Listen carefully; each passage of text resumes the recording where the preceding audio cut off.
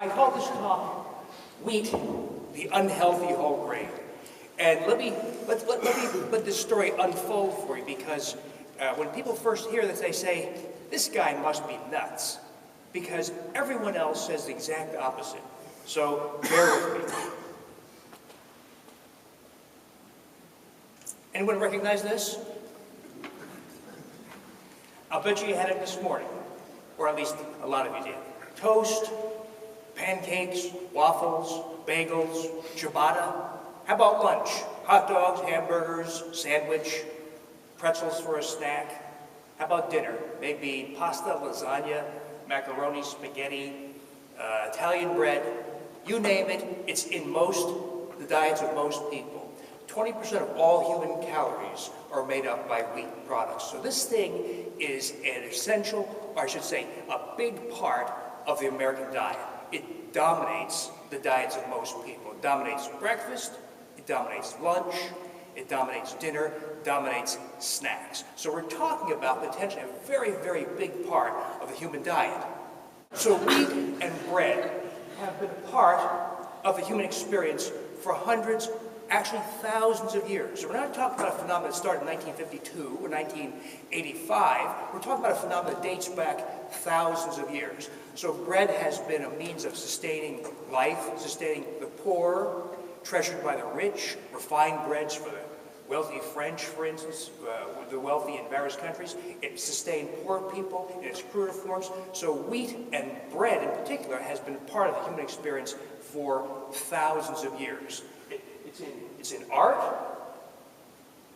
It's in the Bible. This is the baby Jesus feeding bread to people.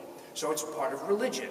Bread is a metaphor for plenty, for salvation. So bread populates practice in church. When you go for communion, you're given a wafer of wheat. So wheat products dominate thinking, habits, even religious practice. Wheat goes way, way back. So if we go back 10,000 years, we have the wheat that predates even biblical times. This is pre-Egyptian, pre-Roman Empire, pre-Greek Empire. This is a drawing, a make-believe drawing of what the Natufians did. These are the people who predate Mesopotamia, predate the Babylonians. These are people who were hunter-gatherers. They gathered fruit and berries and other plants. They hunted boar, ibex, other animals, but they started to notice that there was this grass that grew wild in the semi-arid or swampy areas, and they would take their crude sickles and cut it, and they would take the seed heads and grind it down by hand with stones to make porridge. Bread wasn't yet conceived. Bread was to come another 5,000 to 6,000 years later, invented by the Egyptians. So wheat, not bread necessarily, but wheat dates back at least 10,000, perhaps as much as 20,000 years. There's limited evidence to suggest that wheat might go back even as far as 22,000 years. But the evidence is pretty good that we've been consuming wheat in some form for at least 10,000 years. Well, let's talk about what exactly were they consuming as compared to what we consume.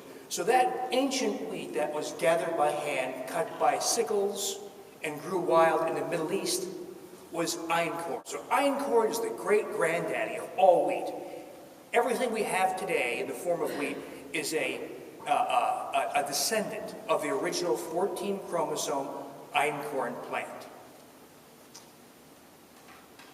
How about the wheat of the Bible, the bread that the baby Jesus is handing out? Well, that's almost always emmer. So einkorn mated naturally with a wild grass, and that wild grass contributed 14 of its chromosomes to give emmer its 28 chromosomes, the 28 chromosomes that were in the bread, for instance, of the Bible. So nearly all the bread, wheat products, when the Jews fled Israel, they had unleavened bread. That was emmer. When Moses talked about bread, that was emmer. Well, emmer, likewise, mated with another grass, probably a grass called goat grass. And goat grass contributed yet another set of 14 chromosomes. So the wheat of the early first millennium, and then into the medieval times, and more recently, was spelt, kamut, and what are called triticum land races. These are forms of wheat that grew in Russia, in Africa, Asia, North America, Canada, etc. These are 42 chromosomes. So through the ages, wheat has not always been the same. It has changed considerably. So it's changed so much that we have actual difference in the number of chromosomes. Let's take a representative, nice human woman. How many chromosomes does this young lady have? 46. How about if I compare her chromosomes to an Aboriginal woman wandering semi-naked on the outback of Australia? And she's 4'2" and looks very different. How many chromosomes? 46. How about a woman wandering the jungles of the Brazilian rainforest because she's a member of the Yanomamo tribe? 46. So in other words, despite very, very substantial outward differences in appearance, we all have 46 chromosomes. Wheat varies dramatically in, at least from the perspective of number of chromosomes. Up until about 1950, wheat was this 42 chromosome plant that was grown by humans, farmed, made into bread, etc. Most of you here are too young to remember these days, but in the 60s, those of us old enough to remember, we were terrified of world population explosion. In other words, everyone was worried that we'd have an explosion in population growth worldwide and we'd have billions of people starving. So there was a great investment in genetics research. Investments by the US government, by other governments, by universities, by foundations, to generate high-yield strains of crops, corn, soy, and wheat. Well, there was a great investment in wheat in particular, and in particular, a lot of this work was done east of Mexico City, in a center called the Inwick Center. This, on the right here, is Dr. Norman Borlaug. He's a University of Minnesota-trained geneticist who was quite bright, very hardworking. He devoted his entire career to generating high-yield strains of wheat.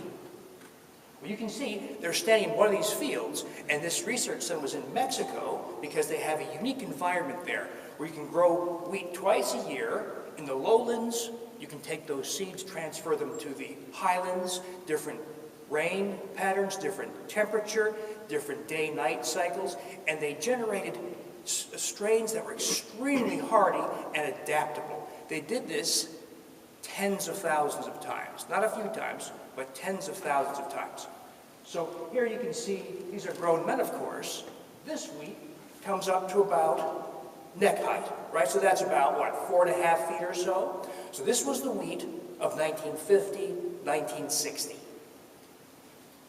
Well, through this extensive work in hybridization, that is taking two plants, crossing them over and over and over. If there's a specific characteristic you want, such as short height, or increased yield, or a larger seed head, or some characteristic, you cross it over and over and over and over till you get the degree of the characteristic you're looking for.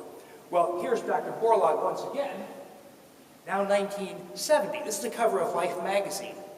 And Dr. Borlaug won the Nobel Peace Prize because he was the man behind the generation of the high-yielding semi-dwarf wheat that stands. You can't see, he's holding wheat he cut, but it's approximately 2 feet high.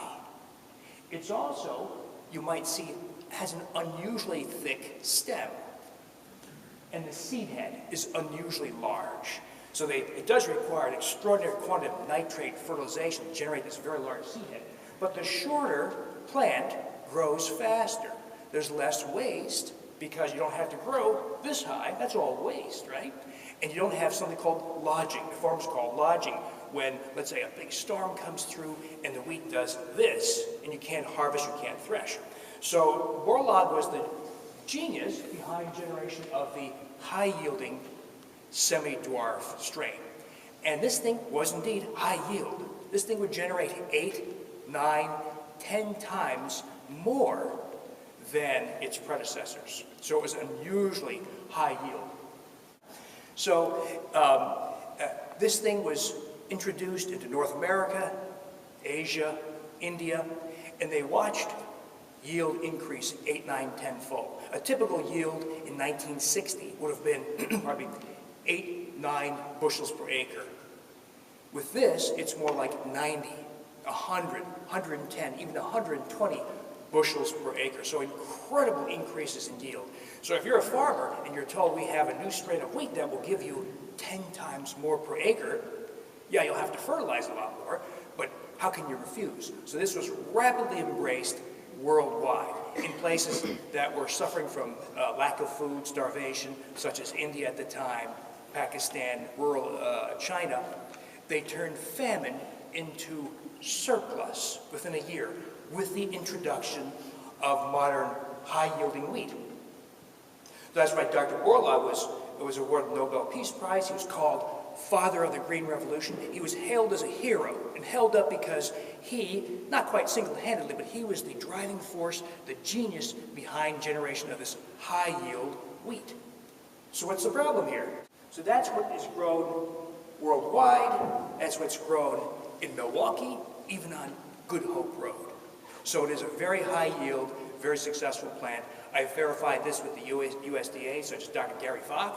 He's the chief statistician at the USDA. I asked him, Dr. Vach, what proportion of the world's wheat is now the high-yielding semi-dwarf strain? He says, well, it's at least 99%. Dr. Alan Fritz at Kansas State University, which is a big research university for wheat, I asked him, Dr. Fritz, what proportion of the world's wheat is now the high-yielding semi-dwarf variant? He says, at least 99%. So that may be a little off, but it's quite clear that virtually all wheat grown today, here, Canada, Europe, Africa, South America, Asia, is the descendant of what Dr. Borlaug developed, the high-yielding semi-dwarf strain. Well, so Dr. Borlaug and colleagues and other geneticists use these multiple crossings, hybridizations, back crossings, crossing wheat with non-wheat grasses. They did all these things to try to manipulate the genetics of this plant. By the way, this all predates genetic modification. The whole notion of gene splicing, genetic engineering, genetic modification, this all predates that. So this is not about genetic modification. By the way, the wheat lobby is quite angry at me. And they say, Dr. Davis says that wheat is genetically modified. It's not genetically modified in the language of the geneticists. It has been changed, yes, but not using gene splicing techniques. They used techniques, Dr. Borlaug and his colleagues and other people, that were far more crude, bizarre, techniques that were worse. Such as the techniques used to make Clearfield wheat. Clearfield is now grown in the Pacific Northwest on about 1 million acres. It's quite successful. It's only been around a few years. Very high yield, but it is unusual in that it is herbicide resistant. So it's resistant to the herbicide Beyond. BASF, the world's largest chemical manufacturer, holds the patent on the Clearfield wheat as well as the Beyond herbicide. So you can spray, you can grow your Clearfield wheat, you can spray your wheat with as much as you want of the Beyond herbicide. You soak your plants with this herbicide. It kills all the weeds, but your wheat survives. How did they get this wheat to be resistant to this herbicide? Well, in their marketing, it says Clearfield is not the product of genetic modification or genetic engineering. It is the product of traditional plant breeding techniques. What does that mean? Does that mean they just crossed a couple of plants and got this thing to be resistant to an herbicide? I'll tell you what it means. They took high-yielding semi-dwarf wheat, they took the seeds and embryos, and exposed it to a chemical called sodium azide, NaN3. What's sodium azide? Well, sodium azide is used in industrial processes. It's highly toxic.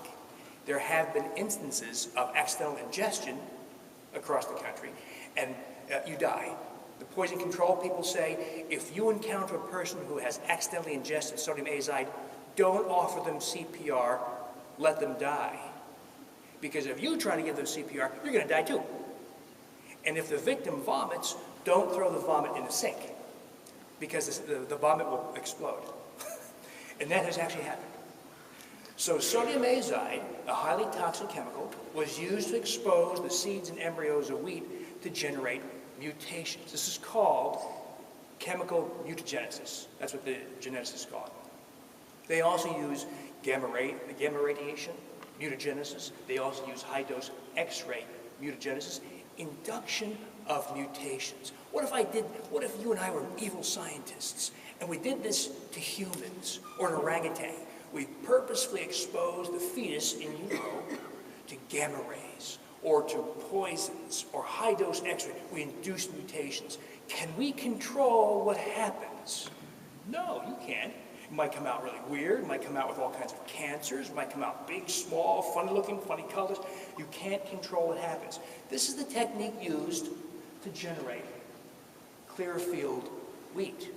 Now, wait a minute here. So sodium azide, chemical mutagenesis, and they tell us it was made with traditional plant breeding methods. This is the game the geneticists have been playing with you and me. Now here's the great irony. Everyone's all in uproar over genetic modification, genetic engineering, right? GMO, corn and soy. Well, the techniques used to change plants have been going on for a lot longer than the few years of genetic modification. And these techniques are far more crude, less controllable, less predictable, far worse than genetic modification. And this is the stuff that's going on. It has been going on for 40, 50 years. It's still going on. No one's asking questions. So is the USDA or the FDA or some other regulatory agency, are they staying on the sidelines saying to the geneticists, hey, Dr. Jones, what is it you're doing there? You better examine what you're doing and maybe subject it to animal safety testing, maybe even human safety testing. No. So if you change a plant incredibly, change its genetics, its biochemistry, its look, its shape, its size, its contents, do you have to subject it to testing? No. You sell it to humans. You can take it right to Pick and Save and sell it tomorrow. So, when we have the USDA and the U.S. Department of Health and Human Services give us advice on what to eat through the dietary guidelines for Americans, what are they telling us? They tell us, make sure your diet, that the cornerstone of your diet is filled with with grains, at least half of which should be healthy whole grains. Okay? That's the biggest part of the food pyramid. The most recent version of this, of course, is the food plate. So grains, we're told, should dominate diet. What happened? People listen. People hear this. People hear, eat more healthy whole grains, and they listen, and they do that. In fact, grain consumption exceeds the expectations of the USDA. So people are giving this advice, and they've been following it. Everybody know what NY is? Or how about, anybody recognize this young man? Bernie Madoff? These are called scams. These are called outrageous deceptions of the public.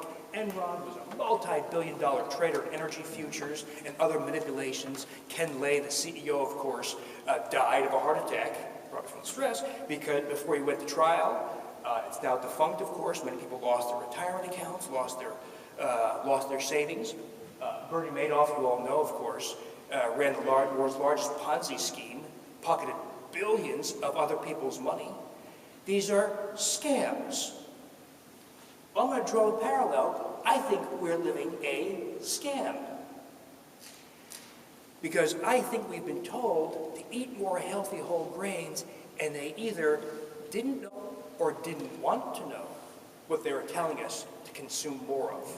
Because they didn't factor in that all these genetic changes introduced since the 60s through well-meaning, for the most part, people like Dr. Norman Borlaug, that was never factored in. Factor in the even more bizarre changes that have been introduced the last 20, 30 years, that is the techniques of chemical mutagenesis, gamma radiation, mutagenesis. None of this is factored in. You are simply sold these things.